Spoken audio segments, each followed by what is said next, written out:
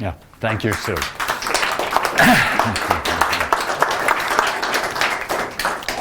Okay. I want to begin by blaming the person that got me started on this subject to begin with, who was Donald McGregor, who was over 90 years old at the time he attended a talk 10 years ago. I gave at the Edwards Public Library about the abolitionist movement in St. Lawrence County. And as part of that talk, I had a graph of the black population that showed how it grew consistently and was pretty consistent until between 1910 and 1920, when 2/3 of the black people left St. Lawrence County. And at that point, I said I wasn't sure. I hadn't researched it. And Donald stood up at the back of the library group and said, "I can tell you what happened to the blacks. It was the men in the white sheets." Okay, and being a research historian, that piqued my interest. And as I started to do research, more and more stuff came out. It wasn't just one old man's idea. This was a real thing that happened in St. Lawrence County, and it's a real piece of our history that's sort of been buried. And that's what led me eventually to write the article that appeared in the Quarterly. Oh, is this going to work? Oh, come on. Help. They just put new batteries in it, too. It worked fine when nobody was here. Can you just push the button? Or is the computer frozen up because it's okay? Okay. The first instances we hear about the Ku Klux Klan in St. Lawrence County are in the formation of a Law and Order League, which was sort of an auxiliary group of the Ku Klux Klan in February of 1915 in Gouverneur. And the local newspaper accounts talked about how the people who didn't join were having sleepless nights worrying about what might happen to them because they didn't join the Law and Order League. And then, of course, here's from the local newspaper below that a clipping saying that now that Gouverneur has a Law and Order League, there's talk about organizing a real Ku Klux Klan chapter in Gouverneur. To boost the community. Okay. Okay, next. Okay. When we're talking about the Ku Klux Klan in St. Lawrence County, we're talking about the second Ku Klux Klan, not the first Ku Klux Klan and not the third Ku Klux Klan. The first Ku Klux Klan arose right after the Civil War, and people are probably familiar with stories about that, though what you learn in history class isn't necessarily actually what happened, but what comes through the history textbooks. The second Ku Klux Klan was organized on Thanksgiving Day, 1915, at the top of Stone Mountain in Georgia. And ironically, in looking for a photograph to go with this in the founding of the Klan, I discovered that Stone Mountain, Georgia, the monument was started, the land was donated because the second Ku Klux Klan was founded there. The next year, the property owner donated the mountain to have a Confederate war memorial put there. And direct connection to the Ku Klux Klan and that famous war memorial. Okay. Now, the second Ku Klux Klan arose directly because of The Birth of a Nation, that movie that many of you will have heard of. It's like the first great widescreen cast of thousands movie produced by D.W. Griffith, and it was released in 1915, earlier in the year, and it's based on a book called The Klansman. And if you go to the next slide, please. Interestingly, when doing this, I discovered we all think of burning crosses in the Ku Klux Klan. The Ku Klux Klan never burnt crosses until D.W. Griffith used it in his movie. It was first mentioned in the novel a few years earlier, which is not based on historical facts, but D.W. D.W. Griffith liked this. He used thousands of people to make this movies, and his movie, and it went along with the drama of the film. So he really publicized burning crosses, and lo and behold, the second Ku Klux Klan burnt crosses. Historically, the burning of crosses is an ancient Scottish tribal tradition, and when one clan was going to go to war against another clan, they burn a cross on top of a hill to tell all the clan's members in the area to come together, sort of raising the local troops to go fight against the other clan in the hills of Scotland. That's where it actually came from ancient times. And it was transposed to North America at the beginning of the 20th century.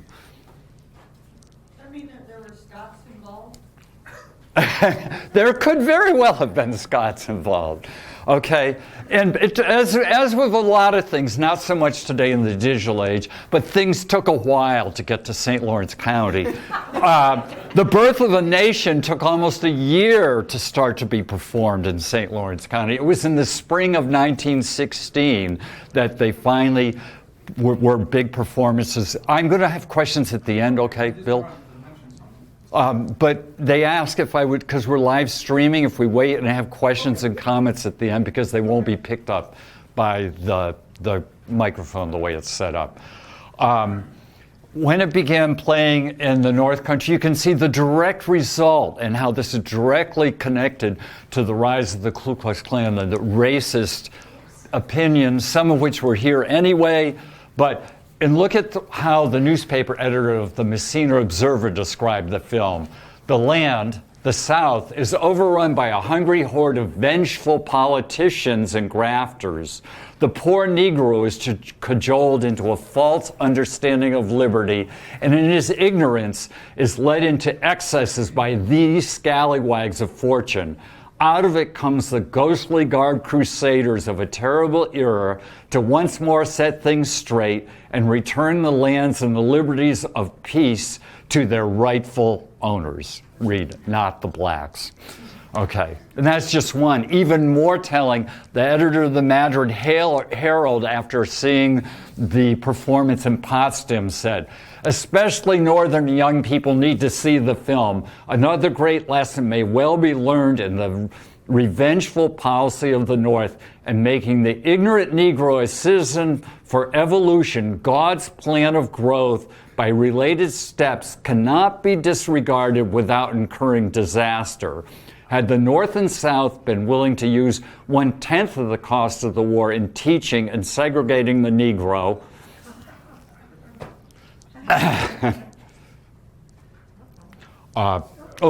back, please. 1/10 the cost in segregating the Negro, the war itself would never have been fought, and the damn chapters of race problems never would have been written.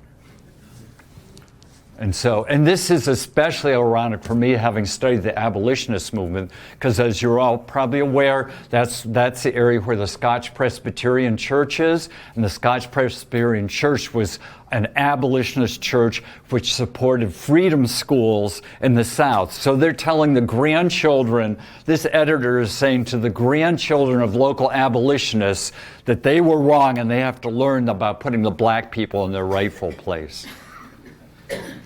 Okay, can we go to the next? The second Ku Klux Klan was organized as a pyramid scheme, and it's important to understand this because people were making money off of this, and that's part of the reason it spread so much all over the country. The membership fee was $10. The Kleagle, who was a local Klan recruiter, got $2 or $3 of it. Every member who brought in a new member got $1, and the bulk of it went to the national headquarters. Members were recruited in blocks, usually from existing Protestant churches or social organizations. Next, please. In 1922, Northern New York finally got their own Kleagle, or recruiter, in the form of the Reverend W. Jeffries Whaleys. And mass mailings began to go out to citizens in Ogdensburg first. And interestingly, the Ogdensburg newspaper printed an article about these mass mailings and printed the application form in the newspaper, complete with the signature line, so you could fill it out and mail it in if you wanted to join the Klan. which is not surprising. None of the local newspapers ever criticized the Ku Klux Klan in the 1920s in St. Lawrence County. Not one. And they published, we'll get into that later. Let's go to the next slide. In December 1922, the Potsdam paper and I believe the Augsburg paper published the complete text of the Reverend A.H. McKnight of the Baptist Church of Potsdam, in which he gave a sermon about the Ku Klux Klan, which he praised them and their noble goals up and down. His only problem he could find with the Ku Klux Klan was the organization was for its secrecy as not elements conducive to democracy. Okay, can we go to the next slide? The one person who published a critical account of the Klan in St. Lawrence County, which was published only in the Canton newspaper, was the Reverend Harry Adams Heresy of the Universalist Church right next door here. And he had come here from Indiana, where the Klan was especially active. And he wrote, his article was first published in the Universalist Leader, which was a Universalist newspaper, which was for members of their church, but then published in the local press as well, the Commercial Advertiser in 1925. And he talked about how the Klan destroyed communities by setting one group against another and neighbors against each other. And there's if we go to the next slide, there are lots of examples of that in St. Lawrence County. The state Masonic organization came out firmly opposed to the Ku Klux Klan and any affiliation with it. But in St. Lawrence County, the De Poyster Lodge allowed Klan rallies to be held in their hall. The Grand Lodge of the Oddfellows refused to take a position on the Ku Klux Klan, and the Oddfellows halls in St. Lawrence County were used for Klan rallies. The Northern New York Presbytery came out strongly in opposition to the Ku Klux Klan, but one of the often published speakers at Klan rallies was a Presbyterian minister. The Conference of the Methodist, Northern New York Conference of the Methodist Church did not allow KKK representatives to speak at their conference meetings, but several of their ministers, including Ralph Stevens from Macomb, were chaplains for the local KKK chapters, and many others. The Methodist minister in Edwards, it was published in the paper, received a cash reward from the Ku Klux Klan for his sermons in support of them. And the Reverend Hull of Hammond gave sermons in support of the Ku Klux Klan. On the other hand, Reverend John Cole was a new young minister, and he was sent to Saranac Lake, and one of his first sermons he gave was in opposition to the Ku Klux Klan and the evil that they were preaching. However, unfortunately for him, the Methodist Church in Saranac Lake was very strongly pro-Ku Klux Klan, and he fought with the congregation for 3 years. The Methodist Conference moves their ministers at their behest, not the minister's behest, and they refused to move him for 3 years. And after 3 years, it wasn't settled, and they finally admitted that he needed to go somewhere else because the congregation in Saranac Lake was so opposed to him because he did not support the Ku Klux Klan. Can we go to the next? It got to the point where this was published in the local newspaper. I'll let you read it. And although this claims that several ministers had to be moved because of their Klan affiliation, I found no accounts of that in the local press, just the account of the person who was opposed to the Klan being moved as opposed to people who were sympathetic being moved. Can we go to the next slide? Other signs of dissension in the community. Somebody in the Messina Fire Department painted a Ku Klux Klan emblem on a newly refinished table in in the fire hall in Messina. Next. Okay, the Ku Klux Klan really started to grow in St. Lawrence County in 1923. And you can trace it directly to the area around Wanakina and Benson Mines, were the first newspaper reports, and it was in the fall during hunting season. And some of the papers speculated that when this literature was being put on everybody's doorstep in Benson Mines and around Edwards and crosses were being burned, that it was hunters who had come up from Syracuse and Buffalo, where the Klan was very active at that time, who brought this stuff with them. It could have been. It seems more than likely, and from the numbering of the Ku Klux Klan chapters in St. Lawrence County, the oldest chapter in St. Lawrence County was from that area, though we don't have records of all the chapters. On December 10th, there was a mass rally in Thompson Park in Watertown with the burning of a cross, with over 1,000 people attending. Can we go to the next? Interestingly, I'm going to talk mostly about meetings and not cross burnings, because if I talked about everywhere there was a cross burning in St. Lawrence County, it would take me more than an hour just to put them all up for you. Anyway, in 1924 Klan meetings, there were 2 crosses burned in Hammond, and a large Klan membership mailing went out in Governor. In 1925, there was a Klan rally on the Idumea Road in the town of DeKalb. There were several rallies, May 12th and May 19th in DePoyster, which over 1,000 people attended. And they were at the first one, the Kliegel couldn't get there. There was some kind of transportation glitch, and he didn't get there till after the meeting was over. So the DePoyster Methodist minister took over and ran the Klan rally. The second one was run by the officers of the Klan. On June 15th, in the theater in Herman, there was a Klan rally. August 25th in Potsdam. September 2nd in Pitcairn's Forks, and the Pitcairn Forks one was especially problematic. There was almost a riot because someone with a car ran in and knocked over the flaming cross, and the crowd was not happy about that. And then there was another one in October in Pitcairn Forks. Let's go on. Okay, now let's start to talk about politics in St. Lawrence County and the Klan. You're all familiar with our county courthouse.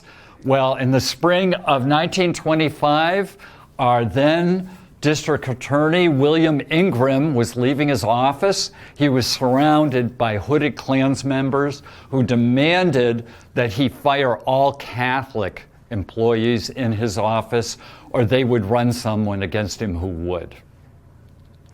He refused. And his assistant DA, Andrew Hanmer, agreed to their terms and ran as the Klan candidate in the Republican primary in that year. I'd like to tell you a little bit more about William Ingram. He was definitely an individual thinker, and he really seemed to believe in individual rights. Two incidents that will show you how he was an independent thinker, I think. In 1924, there were a Buick and a Cadillac touring car raced through Canton in the middle of the day.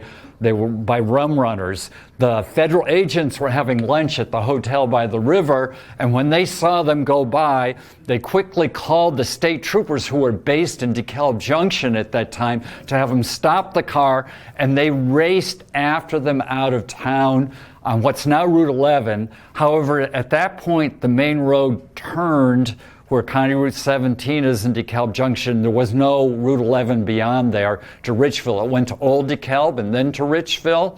So at that corner, they tried to stop them, but what they did was stand on the road and try and wave these guys down. And they just kept going. So the revenue agents, like in a Wild West movie, started shooting at them as they're going around. If you know that road, there's two 90-degree turns, and they're shooting their guns at these guys. And they shot the 19-year-old man who was driving the last car, and he ends up in a field just outside of town and stumbles out of his car. Revenue agents give the wounded driver to the state troopers, who take him to DeKalb and leave him on the freight dock for the next train to go to the Ogdensburg hospital. And he dies there. Ingram says, this isn't right. You endangered all these local residents, and it was murder. You didn't need to shoot this guy when you could have shot at the tires or whatever. The state comes down on him and says, you can't do this. These are federal agents. And he says, I don't care. I'm the local prosecutor. And he prosecutes the case. Even when people from the state attorneys general say, don't do this because they're federal agents and we don't want you to do it. He did it anyway. He lost, but he prosecuted the case. And the reason he said was that if he didn't, federal agents were going to run wild all over the North Country, endangering local citizens. So it gives you an idea about how he didn't just follow what people told him to do. He thought for himself. The second incident was in 1937 when he was county judge. He wrote a long editorial in the Ogdensburg newspaper criticizing our representative in the House of Representatives, because at that time, Ingram was a Republican, but at that time the national policy was neutrality and no money for the military. He wrote a long editorial saying that the biggest threat to American democracy and freedom in the world was Nazi Germany, and we needed to arm. And he went totally against his political party and wrote this editorial about how we were making a big mistake ignoring Nazi Germany. Ingram died a year later of a massive heart attack at the age of 52. I never saw the results of what he was predicting, but he stood up. When he thought something was wrong, he stood up about it. And he did that with the KKK. Can we go? Okay. Ingram won the election. It was very close. About half the towns in the county went for each of the two candidates, with Messina going overwhelmingly for Hanmer because he was a native from Messina. In Canton, the town of Canton went for the KKK candidate, and the village of Canton went for Ingram. Potsdam went for Ingram. And it went that way around the county, where the reason he won, and by a large margin, was because the city of Ogdensburg, with home of the Catholic diocese, went overwhelmingly. Almost nobody voted for Hanmer and Ogdensburg, and in Governor too. There was an overwhelming majority for them. So let's go on. In case you're wondering, here's Andrew Hanmer. And if you're worried that might have ruined his political career, in 1932, when Ingram became county judge, he took over his position as district attorney. And in 1938, after Ingram died, he became our county judge. Let's go on. 1926 Klan meetings. And this is during the time of the election, things going on. You notice, and these are not all of the meetings. These are the ones that are in the digitized press accounts. We have South Russell, Harrodsboro. The Luther Love Farm in Fowler was the site of 3 different Klan rallies in St. Lawrence County, with thousands of people attending, with the Russell Band playing at every one of them. The Russell Band played at 2/3. They would advertise, the Russell Band's playing at our Ku Klux Klan rally, and everybody would go. So they were very involved with the group. And now when you think of a Klan rally, they do give details. Klan rallies usually started with a picnic lunch, and they'd have baseball games in the daytime. They always had fireworks. They had games for the kids. It was a whole range of activities to get the whole family involved and signed up for their agenda. Okay, so anyway, this gives you an idea of where, including one of the ironic ones is Kaplan's Hall in Governor. And you have to understand Saul Kaplan was a Jewish merchant from Governor, and he rented out his community hall on the 3rd floor of his department store to the KKK. But you notice the number, and at these rallies, they bragged in the paper afterwards about the hundreds and hundreds of new members that they signed up at each of these rallies. On July 21st, 400 people from St. Lawrence County went to Mansville in Jefferson County for the dedication of the Klan Haven Home, a home for orphan children of Klan members and their widows. And it goes on and on. On the banks of the St. Lawrence in August, there were 5,000 people at a Klan rally between Ogdensburg and Morristown. Russell Town Hall, of course, the Methodist Church in Brazee Corners. I didn't mention Pleasant Lake had a couple of Klan field days this year. And again, the Love Farm, Pierce's Corners, Woodbridge Corners. Can we go to the next slide? I think I'm not going to go over all of these. And we'll just go through these quick. This is one side of a Klan rally that still exists. Okay, right here, during all the things that were happening, we mentioned in Governor, September 1st, 1926, leading up to the 3rd rally at the Love Family in Fowler, a Ku Klux Klan brochure is glued to this side door of St. James Church in Governor. Unfortunately for the Klan members, one of the congregation members gets the license plate of the car when it's going away, and the priest calls the police. The police have to come. They track down the owner of the car, and suddenly the Kliegel shows up and tries to pay the priest for the damages to the door from gluing the thing on the door. He refuses, and in the end, all charges are dropped against the guy who drove the car because they can't prove that the guy in the car was the one who actually glued the document to the door. Next. Okay, now, the Klan rally, which happened between these two dates at the Love Farm, which had 5,000 people at it. Reverend McCulloch, the Governor Baptist Church, gave a supporting sermon after the rally in which he describes the details of going through the checks and the talk and everything that went on in the rally, including the fact that there was a fantastic fireworks display that created a country schoolhouse in the air. And he goes on and on about all the wonderful things that the Klan does and how they aren't really anti-Catholic, they're just anti-Romanism, which this ties very closely with when people try to talk about Sharia law today.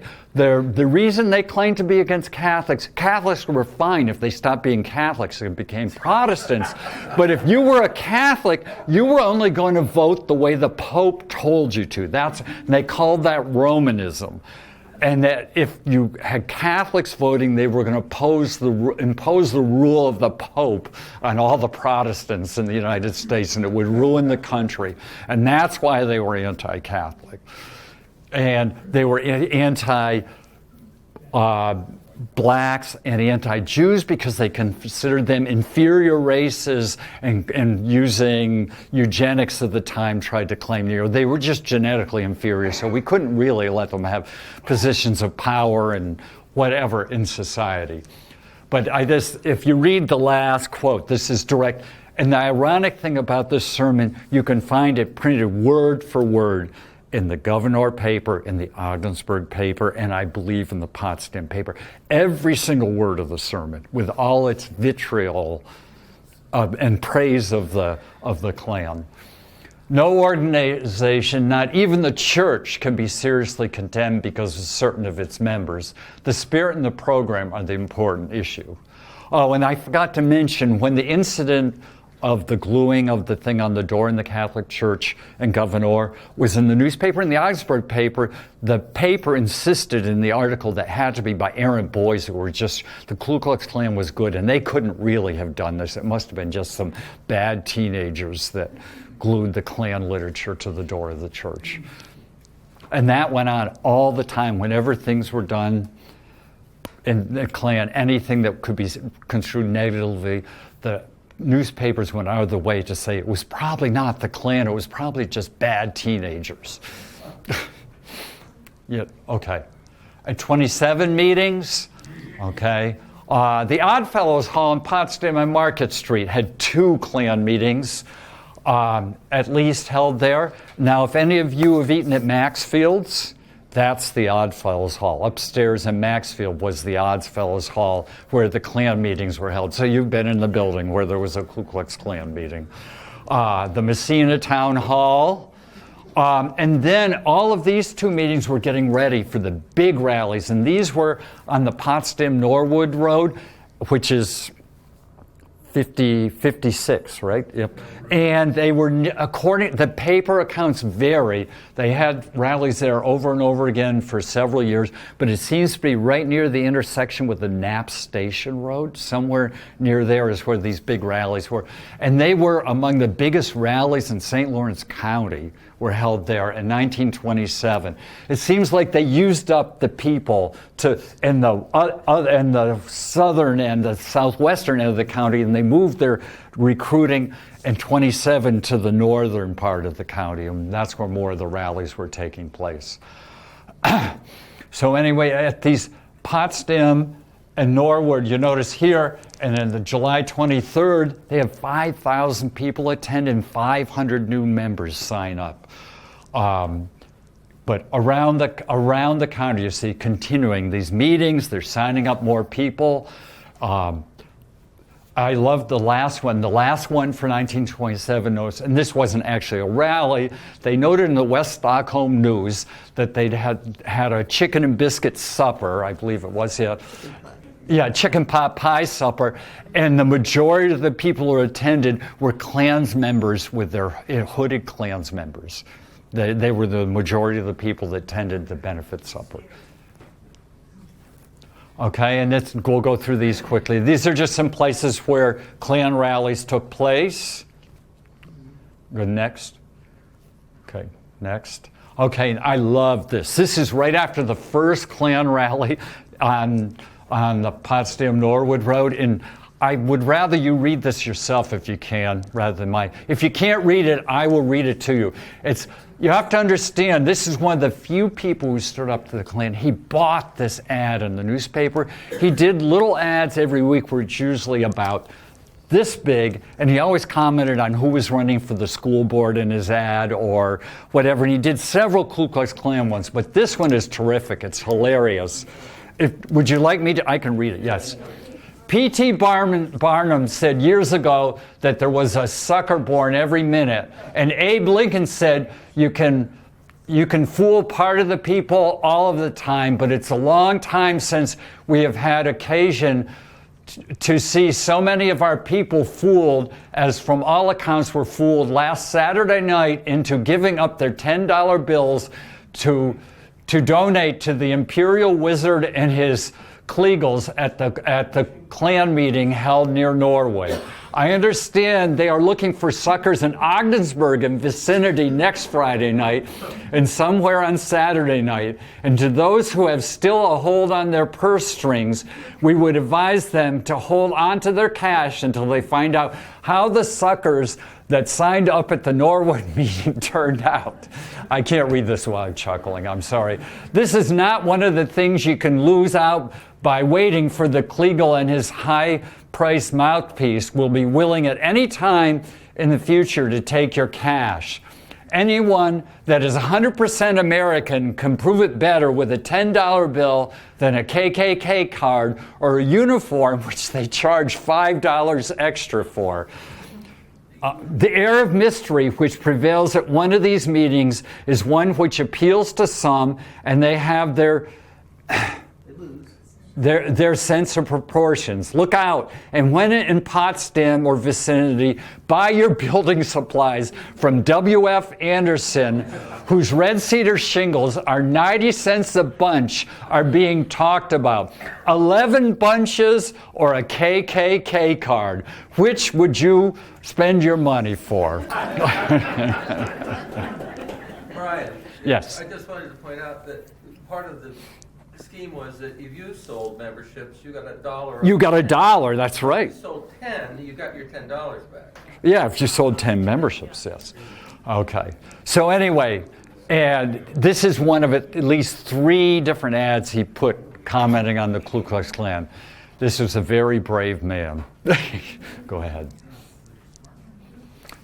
Didn't seem to have hurt his sale of shingles, however. In 1928, the number of meetings starts to disappear in the press, and I'll get to that in just a minute. Why? But their published meetings are at Hewelton, Potsdam, Norwood, Macomb, and in Canada, Brockville, Cornwall, and Kingston. They're moving their recruiting across the river where they can find new suckers, as Mr. Anderson said. And then in 29, there was one last meeting published on July 11th on the Potsdam-Norwood Road, and then Brockville, Cornwall, and Kingston. If we go on to the next. Okay, in 1928, one of the notorious incidents, and the only incident of blood libel accusation in North America happened in Messina. If you read, this is a whole article and never mentions any of this happening in the newspaper accounts. But luckily, someone in the 1970s, a professor, wrote a book called The Incident of Messina. If you haven't read it, you should read it. He interviewed people who were alive at the time while they were still there and told what happened. First of all, this is one of the most ignorant things you could possibly do if you know history. Blood libel is this myth from the Middle Ages that was used by the Tsar and others to attack the Jewish population, often when they needed money, so they confiscate their property, claiming that Jews killed Christian babies at Passover to put the blood over the door, which is a total fallacy. However, when it gets to North America, and you notice the date, when does Passover happen? It's tied to Easter. It happens in March or April. Well, we decide that the Jewish community in Messina, thanks to the Klan holding a rally and pushing this onto the mayor in Messina, that, it's happening at Yom Kippur. Duh. This little girl wandered away from home. She was gone for 24 hours. She eventually, thank goodness, came out of the woods all right. And that's what the newspaper article covers. It never covers the fact that the KKK held a rally in the town. They pressured the mayor. The mayor brought in the state police from Malone, who were 2 young rookie state police officers, and basically forced them to interrogate the rabbi and all of the leaders of the Jewish community in Messina, and blaming them for the loss of this girl. And they finally settled on a mentally challenged, I think he was 15 or 16-year-old Jewish boy, as probably the one who did it. And this brought on Al Smith was running for president at the time, and people locally in Messina from the Jewish community contacted the Jewish community in New York City, and they got Al Smith, who was governor, involved, and it was a big thing. And it's the only time in North America where people have tried to make a case of blood libel. That prejudice died in Europe, hopefully. But because of the KKK pushing it, the mayor felt compelled to do something, and they were fingering the Jewish community in Messina, and so they questioned the Jewish community. Okay, next. Okay, now the Walker Act was passed in 1923 by New York State in response to the rise of the KKK downstate. It required oath-bound organizations to reveal their membership lists and governing rules and regulations to the New York State Attorney General. They could not be secret. Well, this was anathema to the Ku Klux Klan and the way they operated. During a 1924 criminal case involving the KKK in Buffalo, the state enacted the Walker Act and demanded the records of the Ku Klux Klan in Buffalo. The Klan, seeing this as basically anathema to their existence, pushed it through to the U.S. Supreme Court, and finally, on November 19th of 1928, the Supreme Court ruled, well, among other things, they said that the Ku Klux Klan was an abhorrent organization in the ruling, which should have woke up some of the local people when the Supreme Court says that. But they ruled that the Klan had to release their figures. As soon as this happens, the local press stopped covering Klan stuff almost entirely, unless it was happening in Canada. Okay.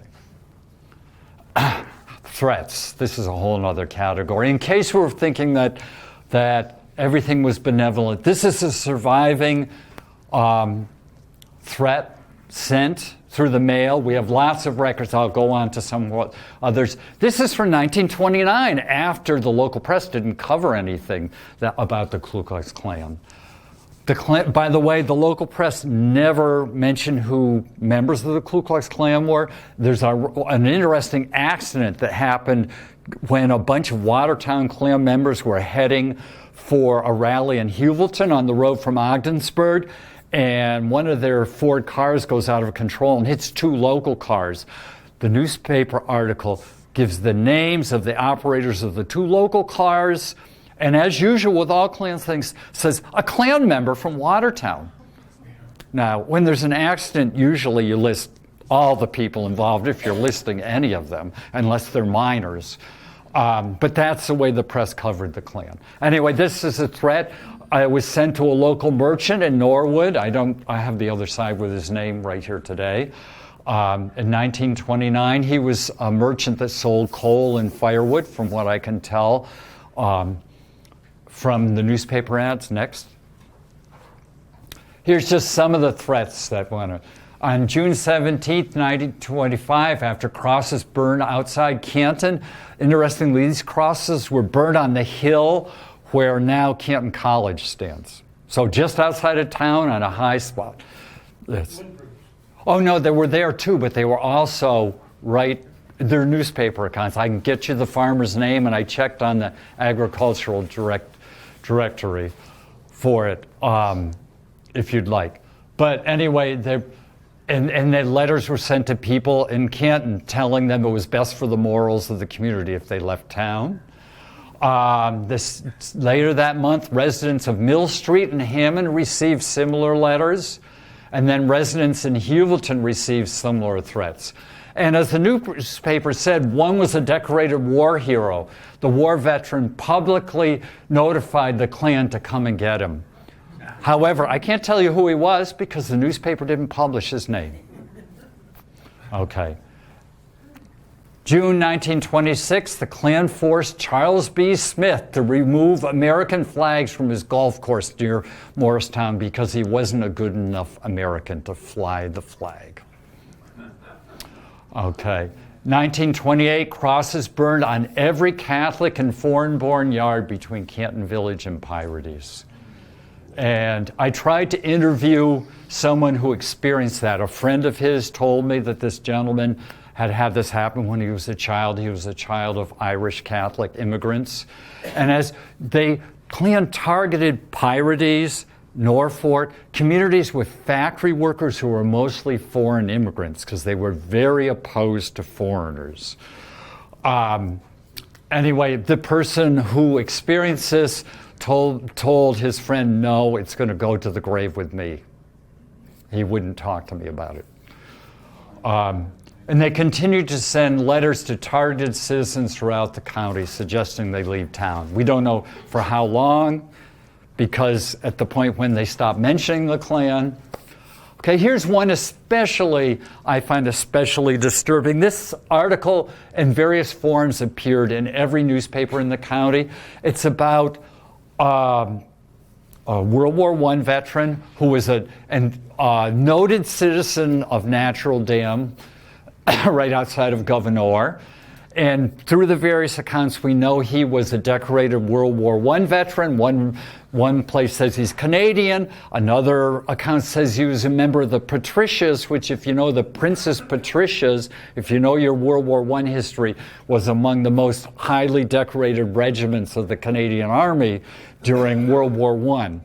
And this man was warned out of town. At first, he refused to leave, but eventually he leaves. This article is published And all the newspapers, they never give his name and say, the residents won't tell us who he is. Yet they tell him he's a highly regarded citizen of the community, but the newspaper won't. And tell me what newspaper would publish it, all the newspapers around would publish an article and never get the name of the person somehow, who was forced to leave the community with his family. Did you know what he did that they wanted him to leave? He was probably Catholic. That's all I can figure. He was probably Catholic. He was foreign because he was Canadian, but usually that didn't apply to Canadians unless you were Catholic. So these threats were real. The Little Flower of Jesus shrine, which was built by the Catholic priest from Hevelton, but it was actually in Lisbon. There's a misprint in my article about that, but it's in Lisbon, done by the Hevelton, was defaced by the KKK. Here's the Virginia Commonwealth University has a website. The KKK published a national newsletter, and starting in 1928 or so onward, it was microfilmed. The students at this college went through and found all of the different chapters sent in a news column. And so they listed all of them on a national map. And these are the ones that were in existence after 1928, when these newsletters exist from, with their numbers. Wanakina, Clavering 86, Ogdensburg 207, Potsdam 208, Power City, Clavering, which is Messina, 212, Brazil Corners, 214, and they were chartered March 1928, and the Oswegatchie Clavern, 231. Okay, and this is a copy of the charter of the Brazil Corners Ku Klux Klan chapter. It's the only one I know that's still publicly, they admit exists. They have it in the Macomb Historical Society collection. Okay. And in addition to those, at the time of the Walker Act case, the Augsburg Advance listed Claverns in Lisbon, De Poyster, and Hevelton, beyond the other 6. Okay, go on. And this is a map from that website. You can go and find each red dot represents a Clavern, and you notice we have these 6 are all St. Lawrence County. And part of this I wanted to show you, the Ku Klux Klan wasn't everywhere. There are 2 to the east of us in New York State, and they were in Saranac Lake and Lake Placid. In Franklin County, as soon as they started burning crosses in 1923, the county sheriff started issuing tickets, which never happened in St. Lawrence County, according to our press accounts, for them. So they didn't have a lot of cross burnings. When you're going to get a ticket and get fined for burning a cross, then it sort of stopped the progress in its wake. And you notice all the way down here to the Champlain Valley, and except for Albany and most of the Hudson Valley, there weren't Klan chapters. But to the west, in the burned over district, there were lots of Klan chapters. Next. Okay, here's my original graph. You notice this is the population, and here's its peak.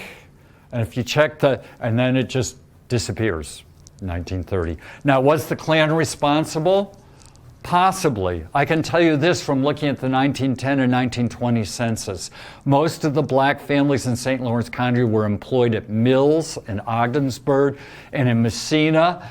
And in Messina, they worked for Alcoa. They worked in the aluminum mills. And during the 1920s, along with the Ku Klux Klan rise, there was a very intense unionization drive and a battle between the AFL and the CIO, which led at one point to a riot between the 2 union groups where 20 people were arrested.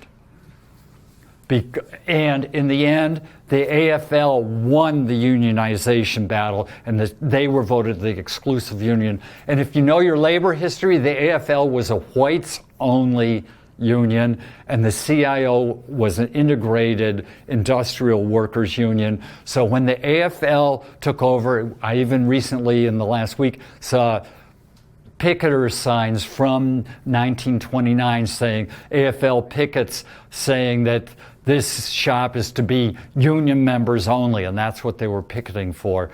With AFL taking over, then Alcoa never stopped hiring black people, which had a lot to do with it as well. But was the union, what happened with the unionization and which union went out, partially to do with the Ku Klux Klan? Well, I'm not sure, but it could be. We do know that the Ku Klux Klan had a big effect on what was acceptable in public discourse. This is a joke that the commercial advertiser here in Canton ran in March of 1929. What are you doing at a Ku Klux Klan meeting, Ike? You can't join. I don't want to join. I want to talk to the fellow that buys the sheets and pillowcases. Okay, one more. I just want to, in closing, say that, you know, the people like W.F. Anderson with his lumber and shingle ads, the Reverend Heresy, the Reverend John L. Cole, Dr. R.G. Perkins, and District Attorney William Ingram were very courageous in what they did, because they're the sole voices that appear in the media in opposition to the Klan and what it was doing in this area. Okay. Thank you. Okay. Thank you, everybody, for coming.